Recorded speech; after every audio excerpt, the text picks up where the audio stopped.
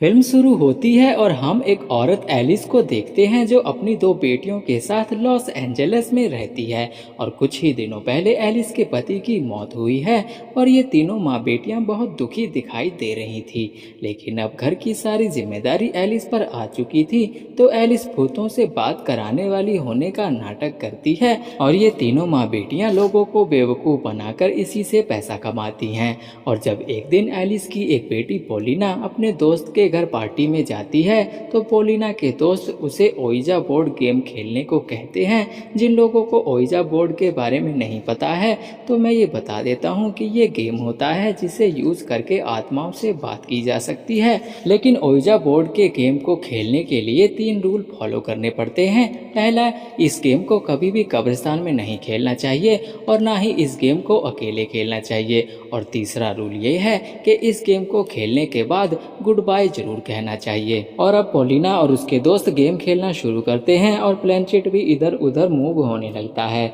लेकिन तभी पोलिना की माँ एलिस उसे लेने आ जाती है और वो दोनों घर जाने लगते हैं। और घर जाते वक्त पोलिना अपनी माँ से कहती है कि हमें भी एक ओइजा बोर्ड खरीद लेना चाहिए। उसकी मदद से हम लोगों को और अच्छे से बेवकूफ़ बनाकर पैसे कमा सकते हैं। और पोलिना की बात मानकर एलिस अगले दिन ही ओइजा बोर्ड खरीद लाती है और एलिस अपनी छोटी बेटी डोरिस को स्कूल से लेने चली जाती है, जहां हम देखते हैं कि डोरिस को स्कूल के कुछ बच्चे परेशान कर रहे थे। पर तभी एलिस वहां आकर डोरिस को लेकर अपने घर वापस आ जाती है और एलिस ओइजा बोर्ड को खोलकर अकेले ही किसी आत्मा को बुलाती है और उससे बातें करने लगती है। और क्योंकि एलिस को ये नहीं पता होता है कि ओइजा बोर्ड को कभी भी अकेले नहीं खेलना चाहिए, जिस वजह से जब एलिस अकेले ही ओइजा बोर्ड यूज करके किसी आत्मा से सवाल पूछती है, तो वो आत्मा एलिस की छोटी बेटी डोरिस पर कब्जा कर लेती है। और एलिस जो भी सवाल पूछ रही थी, डोरिस की बॉडी में घुसी हुई आत्मा उसका जवाब देने लगती है।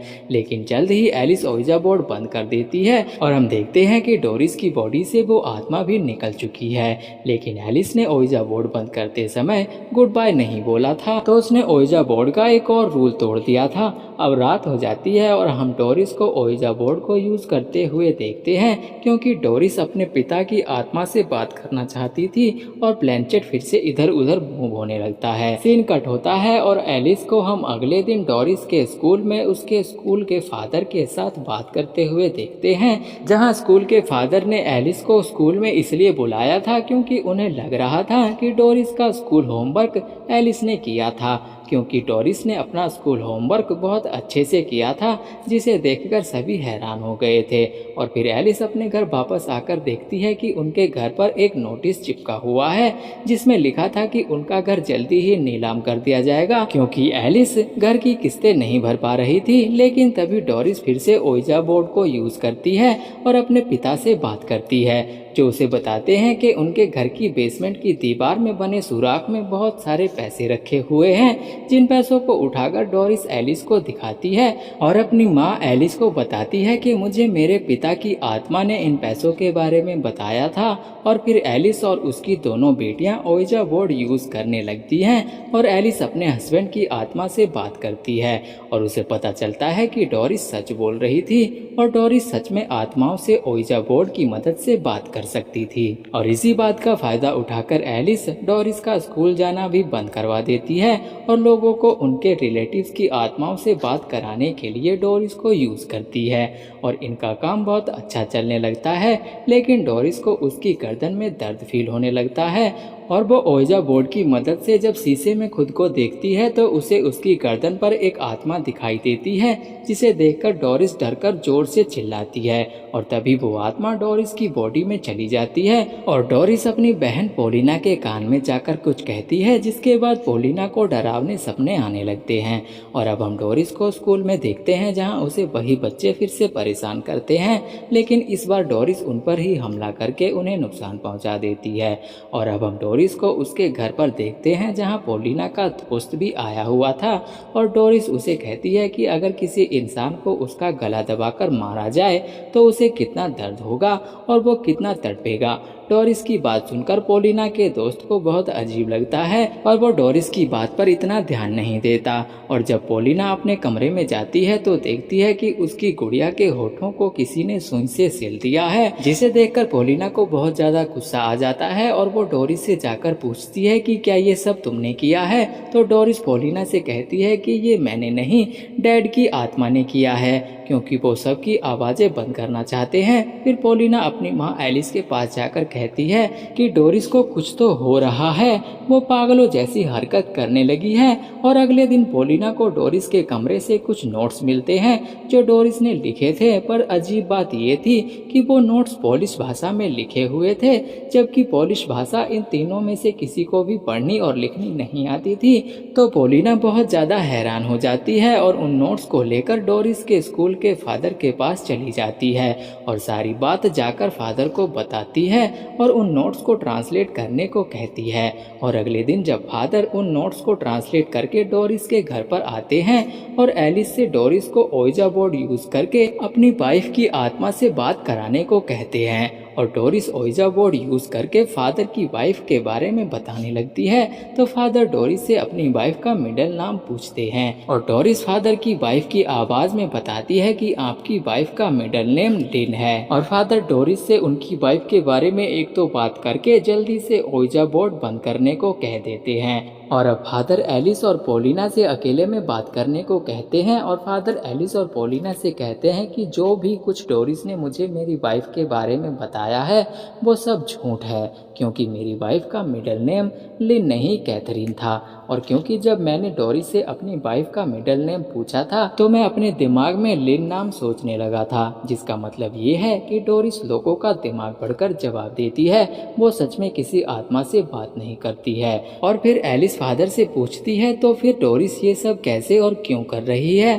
तब फादर बताते हैं कि डोरिस के शरीर पर किसी बुरी आत्मा ने कब्जा किया हुआ है जो उससे ये सब कुछ करवा रहा है। और फिर फादर पोलिना को उन नोट्स के बारे में बताते हैं कि उनमें एक मार्कस नाम के इंसान की कहानी लिखी हुई है जो पोलैंड से वर्ल्ड वार 2 के बाद यहाँ आया था और एक साइको साइंटिस्ट डॉक्टर ने उसे पकड़कर उस पर रोज अलग अलग तरीके से एक्सपेरिमेंट किए और फिर उसे मार दिया।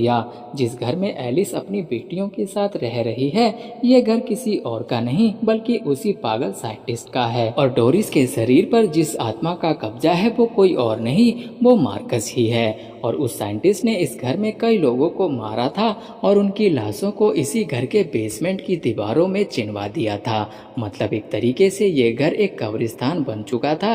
और ओइजा बोर्ड का एक और रूल था कि ओइजा बोर्ड को कभी भी कब्रिस्तान जैसी जगह पर नहीं यूज करना चाहिए, जिसका मतलब ये था कि इनका ओइजा बोर्ड को यूज करने का तीसरा रूल भी टूट चुका था। और तभी हम डोरिस को देखते हैं जो अजीब तरीके से अपने मुंह को खोलकर बैठी हुई थी। और तभी पोलिना का दोस्त घर की बेल बजाता है और डोरिस नॉर्मल होकर दरवाजा खोलती है और पोलिना के दोस्त को घर के बेसमेंट में ले जाती है, जहां पोलिना के दोस्त को दीवार के अंदर कुछ इंसानों के कंकाल दिखाई देते हैं। और अचानक से डोरिस पीछे से आकर उस पर हमला कर देती है और उसका गला दबाकर उसे मार देती है। और अब फादर एलिस और पोलिना से बात करके जाने लगते हैं, लेकिन तभी पोलिना के दोस्त की लाश रस्सी से लटकी हुई इनके सामने आ जाती है, जिसे देखकर ये सब बहुत डर जाते हैं और फादर एलिस और पोलिना के साथ बेसमेंट में जाते हैं, जहां इन्हें इंसानों के बहुत सारे कंकाल दिखाई देते हैं। और फादर पोलिना से उस ओइजा बोर्ड को जलाने को कहते हैं और पोलिना ओइजा बोर्ड जला देती है, लेकिन थोड़ी देर बाद वही ओइजा बोर्ड उनके सामने टेबल पर बिल्कुल सही सलामत रखा होता है। और अब फादर डोरिस को ढूंढते ढूंढते उस पागल डॉक्टर साइंटिस्ट की लैब तक पहुंच जाते हैं, जहां डोरिस और उस घर में मौजूद आत्मा फादर पर हमला करके फादर की बॉडी पर भी कब्जा कर लेती है। और अब फादर भी एलिस और पोलिना को मारने के लिए उनके पीछे दौड़ने लगते हैं और डोरिस फादर पर भी हमला करके फादर को मार देती है। और अब डोरिस अपनी बहन और माँ को मारने के लिए उनके पीछे पड़ जाती है और अपनी माँ और बहन को बेहोश करके वो अपनी माँ को उठाकर बेसमेंट में ले जाती है। लेकिन तभी हम पोलिना के पिता की आत्मा को पोलिना को उठाकर उसके कमरे में ले जाते हुए देखते हैं और उसके पिता उसे बताते हैं कि तुम्हें अपनी गुड़िया की तरह ही डोरिस के होठों को सिलना होगा, क्योंकि डोरिस की आवाज़ों से ही दूसरी दुनिया की आत्मा इस दुनिया में आ सकती है। और उधर डोरिस अपनी माँ पर हमला करके उन्हें मारने ही वाली होती है, लेकिन तभी पॉलिना वहाँ आ जाती है और अपनी पूरी ताकत लगाकर डोरिस पर हमला करके उसके होठ सिलने की कोशिश करती है। और बहुत सारी आत्माएं पॉलिना को रोकने की कोशिश करती हैं, लेकिन पॉलिना डोरिस के होठ सिल देती है और डोरिस मर जाती है।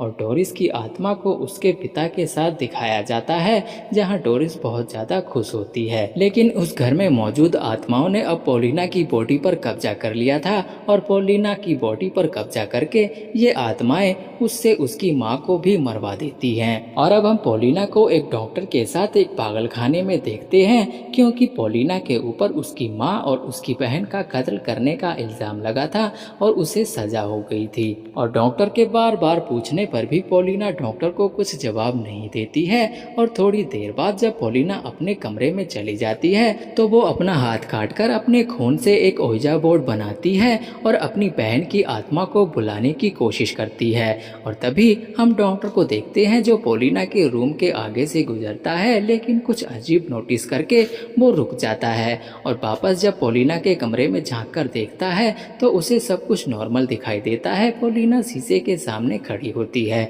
लेकिन तभी हमें डॉक्टर के पीछे पॉलिना की बहन डोरिस की आत्मा को दिखाया जाता है, जो डॉक्टर पर हमला करके उसे मार देती है। और इसी के साथ ये फिल्म यहीं पर समाप्त हो जाती है। तो कैसी लगी आपको ये फिल्म? अपना जवाब हमें कमेंट बॉक्स में कमेंट करके जरूर बताना। और अगर आपको इसी तरह की वीडियोस पसंद है तो चैनल को सब्सक्राइब करके वीडियो को लाइक जरूर कर देना।